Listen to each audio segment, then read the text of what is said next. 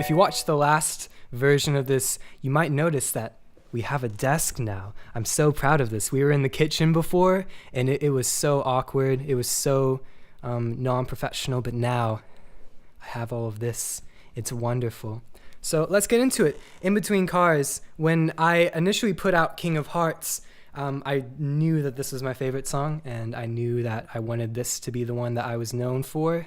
And it took a while, but actually a year. It just started to become the top track on my Spotify, but that was part of the plan all along. It's finally coming together. And yes, the song is about skateboarding. I still have the ancient scrolls here that I originally wrote it on. Essentially, the concept of the song was that I wanted it to be sort of an ode to running away from your problems. That's how I like to describe it, because everyone has a certain way that they like to, I guess, escape their daily troubles. And mine in this time period, which is February 2017, was my commute. I skateboarded all around Boston, and that was how I got around. And what I really liked about it was, in that moment, I didn't have to worry about anything else, because the only thing I had to pay attention to was the traffic in front of me, making sure I was safe. So I really liked it.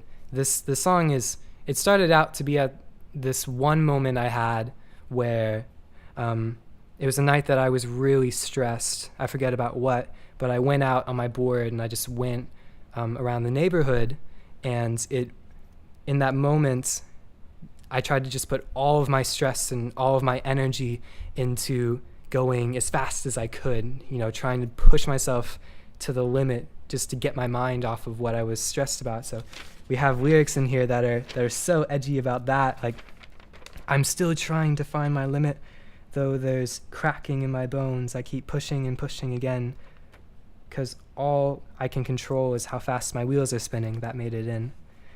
Take me away from what I'm dealing, faster and faster till breath catches up with me. Make me a machine so I don't have to feel what humans do. I was just reading these, and I forgot how emo they were.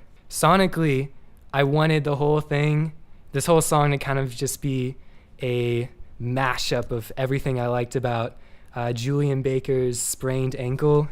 I can't even tell you how much that record has influenced this. Like,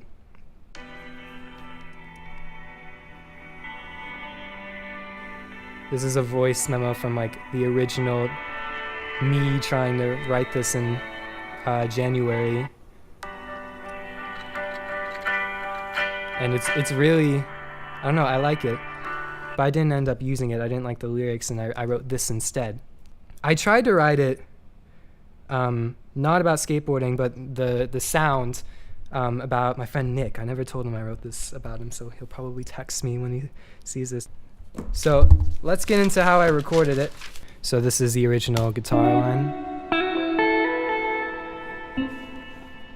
That little moment there, that was in the take, and I kept telling myself, oh, I'll just cut that out later because it's not supposed to be in the track. But I kept listening to it over and over and over again, and it kind of grew on me. I like how sort of playful it is, bringing you into the song with the attitude of, this is going to be relaxing, this isn't going to be scary like everything else in King of Hearts. And, I play a wrong note, it's like da-da-da-da-da-da.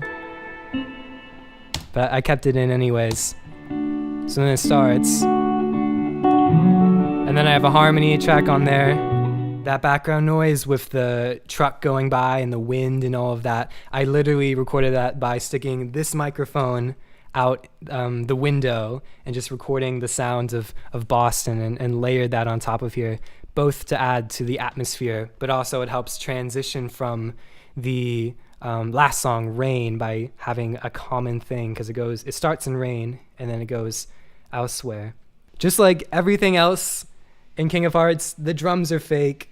I'm sorry, I didn't have real drums. So let's see if I can isolate these. I did my best to try to make all of these seem like the real drums by editing them and picking all of the individual ones so that they were exactly what I thought when it came to that breakdown. So it starts out thing like this. Tons of reverb. And then I copied and pasted that and I pitched it up an octave.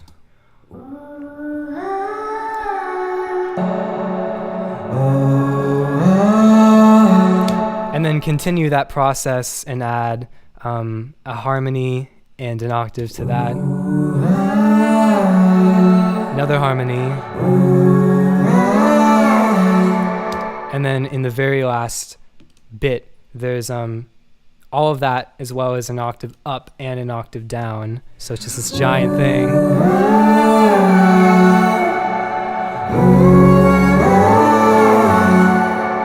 Lastly, we have the synths. I just pulled these straight out of Logic's catalog of 200 different presets. What I've named the giant synth comes in the bridge.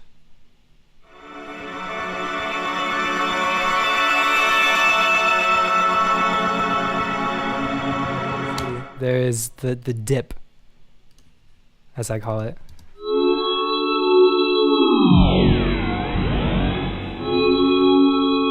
I don't know, I really like that it just kind of farts at the end, especially when it's mixed with everything else.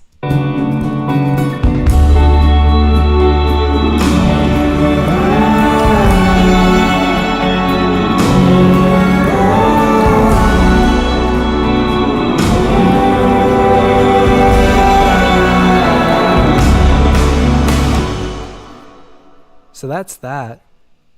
I think that's everything that has to do with In Between Cars. The recording's pretty simple, but I guess it's all about the feel.